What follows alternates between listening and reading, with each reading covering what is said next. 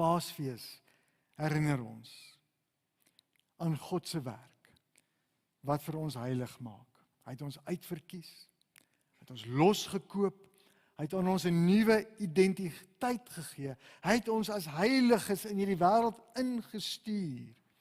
Dit is God se getuigskrif, wat hy oor ons as individue, maar ook oor ons as gemeente geskryf het. En daarom roep Paasfees ons op om heilig te lewe as vreemdelinge in hierdie wêreld, maar mense wat mekaar vurig en innig en opreg liefhet.